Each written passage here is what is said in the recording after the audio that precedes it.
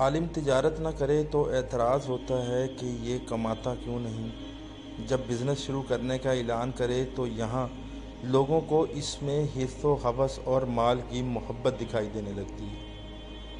مولانا طارق جمیل دامت برکاتہم نے اپنے نام سے برانڈ بنانے کا اعلان کیا تو بہت سے لوگ لٹھ لے کر میدان میں اتر آئے۔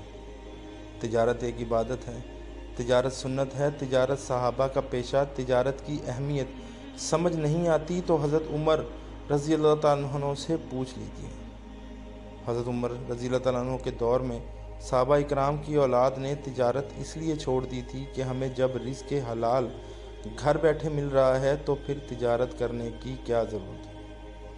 حضرت عمر رضی اللہ تعالیٰ عنہ نے اس پر ناراضگی کا اظہار کیا اور فرمایا، اگر تم نے تجارت چھوڑ دی تو تمہارے مرد اور عورتیں تجارت کرنے والی قوم کی غلام بن جائیں گی۔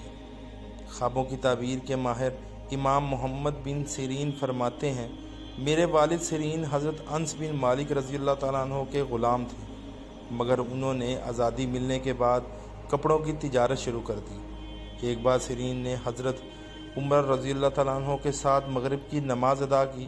نماز کے بعد واپس جانے لگے تو حضرت عمر رضی اللہ تعالیٰ عنہ نے انہیں بلایا، پوچھا، یہ تم نے کپڑوں کا گٹھر کیسے اٹھا رکھا ہے؟ سیرین نے عرض کیا، میں اس میں کپڑے لپیٹ کر بازار جاتا ہوں اور وہاں تجارت کرتا ہوں۔ یہ سن کر حضرت عمر رضی اللہ تعالیٰ عنہ مسجد میں موجود قریشی صحابہ اکرام کو مخاطب کر کے فرمایا، اے قریشی قوم، یہ اور اس جیسے غلام تم پر تجارت میں کہیں سبقت نہ لے جائیں۔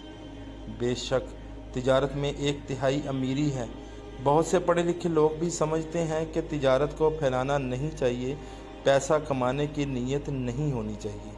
انہیں یہ حدیث بار بار پڑھنی چاہیے۔ حضرت عمر بن عاص رضی اللہ تعالیٰ عنہ جب اسلام لائے تو انہوں نے عرض کیا، اے اللہ کے رسول، میں نے اسلام اس لیے تو قبول نہیں کیا کہ مال کماؤں۔ یہ سن کر حضور اکرم صلی اللہ علیہ وآلہ وسلم نے فرمایا، کیا ہی عمدہ بات ہے کہ نیک آدمی کے پاس حلال مال، نیک آدمی کے پاس پاکیزہ مال ہو، اس سے اچھی اور کیا بات ہو سکتی ہے۔ رسول اللہ صلی اللہ علیہ وآلہ وسلم کا یہ فرمان تو آپ نے پڑھا ہی ہوگا۔ رسول اللہ صلی اللہ علیہ وسلم کا فرمان ہے جس کا مفہوم ہے، سچا اور ایمانت دار تاجر قیامت کے دن انبیاء، صدیقین اور شہداء کے ساتھ ہوگا۔ دل پر ہاتھ رکھ کر بتائیے کہ کیا یہ فضیلت تجارت کے بغیر حاصل ہو سکتی ہے؟ بات رہ جاتی ہے صرف نیت کی۔ نیت درست ہونی چاہیے۔ مولانا طارق جمیل نے تو اپنی نیت بتا دی، بہت سے دیگر تاجروں کو بھی اپنی نیت درست کرنی چاہیے اور اس آیت کو بار بار پڑھنا چاہیے جس کا مفہوم ہے، اور جو کچھ اللہ تعالیٰ نے تجھے دے رکھا ہے اس میں سے آخرت کے گھر کی تلاش میں بھی رکھ، اور اپنے دنیوی حصے کو بھی نہ بھول، اور جیسے کہ اللہ تعالیٰ نے تیرے ساتھ احسان کیا ہے تو بھی سلوک کرتا رہ۔ کبھی سوچتا ہوں کہ اس قدر کنفیوژن کیوں؟ جب ہمارے پیغمبر صلی اللہ علیہ وآلہ وسلم تاجر، خلفائے راشدین میں سے 3 خلفاء تاجر، 10 مبشرہ میں سے 7 تاجر، فقہ کے 4 اماموں میں سے 3 تاجر، تو پھر بحث کیوں؟ یہ شور شرابہ کس لیے؟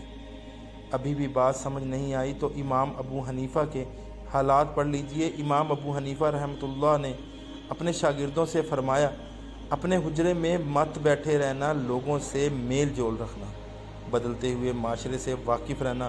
اپنے استاد کی اس ہدایت پر عمل کرتے ہوئے امام محمد نے معاشرے سے اپنا تعلق جوڑے رکھا۔ وہ رنگریزوں کے پاس جاتے، ان کے تجارتی معاملات کے بارے میں معلوم کرتے۔ ان معلومات سے انہیں اندازہ ہوتا ہے کہ لوگوں میں عرف اور عادات کیسے بدل رہی ہیں۔ امام ابو حنیفہ خود تاجر تھے، بازار اور لین دین کے تمام طریقوں سے واقف تھے، اس لیے جزرسی میں اپنا کوئی ثانی نہیں رکھتے تھے۔ امام محمد کہتے ہیں، مجلس میں امام ابو حنیفہ قیاس پر اپنے ساتھیوں سے بحث کرتے تو سب حصہ لیتے، مگر جب وہ استحسان کی بات کرتے اور مثالیں پیش کرتے تو سب انگشتے بدنداں رہ جاتے۔ سوانح نگار کہتے ہیں کہ امام ابو حنیفہ بازار اور حالات سے باخبر ترین شخصیت تھی، اس لیے ان جیسی مثالیں کوئی بھی پیش نہیں کر سکتا تھا۔ اس لیے مولانا پر تنقید سے پہلے یہ ضرور سوچیے کہ بات کہاں تک جائے گی۔